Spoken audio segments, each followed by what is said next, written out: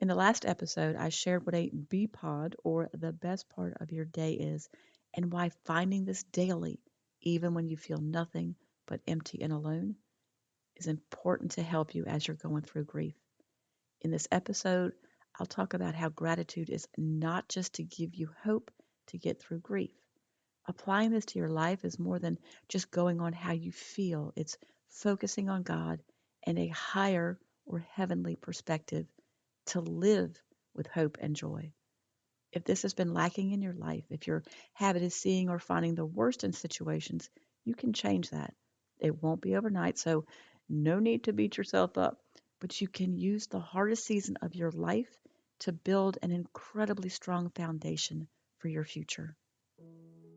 Hey, friend, welcome to the Grief to Great Day podcast. Do you feel like you're going crazy? Is the shower the only place for you to really cry? Are you surrounded by people, but you still feel all alone? Do you want to be the you were before your loved one died, but you have no idea how to get there? I'm Steph Cabanis, Southern by choice, wife, turtle triathlete, Jesus follower, and fellow traveler in the journey of grief. I too struggled to breathe, questioned God and my faith, and thought I would never be happy again. But God took my brokenness and He turned it into a breakthrough. So if you're ready to understand how to navigate grief, lean into your faith and take just one step towards healing, then bring your ugly cry, get into a comfortable place, even if that's your bed right now, and let the healing begin. Girl, there's hope for your future. Come on in the house and join me on that couch. I'm Steph, and this is Grief to Great Day. Thank you for being here. I want you to feel welcomed and heard through this podcast.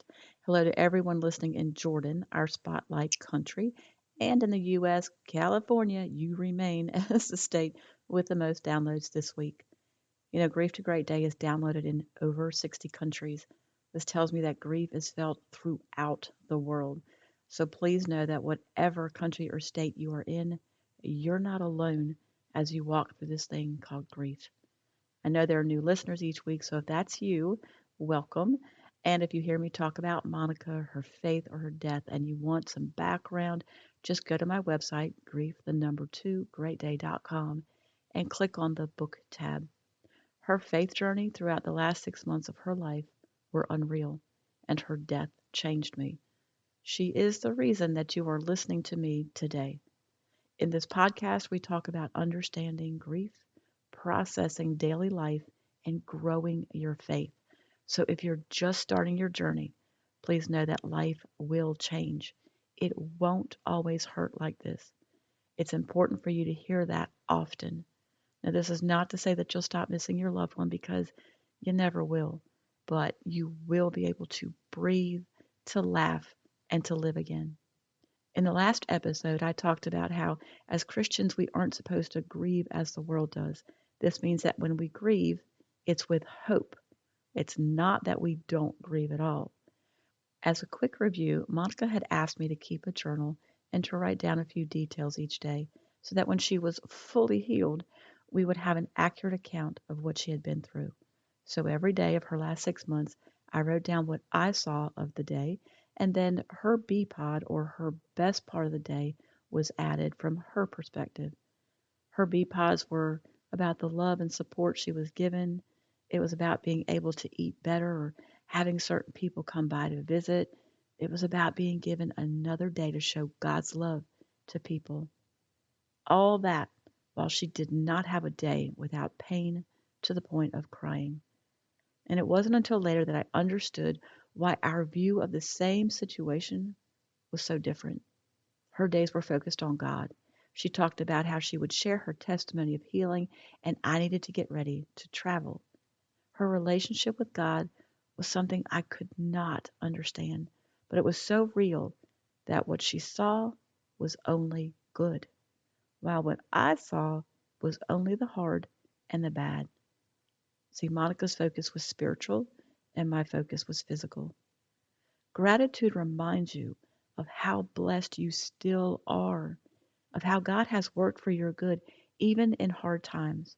It builds confidence And another word for that confidence is hope, that tomorrow won't be as bad, that there is still a future for you, and that life, albeit different, can be not just good, but great again. Gratitude gives birth to the hope you need in grief, but also to a life that's different than what you've experienced. It's a life of dependency on God and Him alone. You'll be reminded that He has always been with you and for you, and your perspective can be more focused on eternity than it is on this world. That is not to say that we shouldn't prioritize or enjoy our relationships, because God gave us those too. But in Matthew 10:37 it says, "Whoever loves their father or mother more than me is not worthy of me." He said, "Whoever loves their son or daughter more than me is not worthy of me." What this is saying is that there should be one and only one on the throne of your heart, and that is Jesus. Now, that verse sounds all well and good, and I would agree with the theory of it all day long. But when you lose someone you love, someone you built a life with, and someone you depended on for a lot of things, this is a very hard verse to walk out. If my relationship with God had been more important to me than my relationship with Monica, my grief wouldn't have been so confusing. I realized this early on. Full dependency should be on the Lord and Him only. Life is hard and messy, and though I'm more grateful than I ever was, I am fully aware that I will probably walk through another heartbreaking loss or losses. Will my grief look like it did before? I sure hope not, but it's because I have a greater level of trust in God. And if He replaced beauty for ashes, which I am living proof of, I know I have to keep walking my days out with hope for what He has planned. The worst emotion, it's not anger, it's not sadness, it's actually not having emotion, not caring about anything. This is the definition of hopelessness. You may not be hurting like you were last year at this time, and the waves of grief seem a little more manageable. But if you don't care about your future, it is time to build your hope and be open to the doors that God will open for you. The word of the week is 1 Thessalonians 5:16-18. Rejoice always, pray continually, give thanks in all circumstances, for this is God's will for you in Christ Jesus. And to build your hope, start a gratitude journal or a faith resume. Check out episode 41 on how to create that faith resume.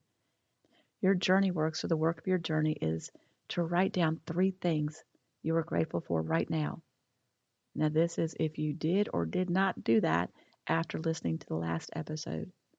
I know how hard grief is, but I also know how good God is.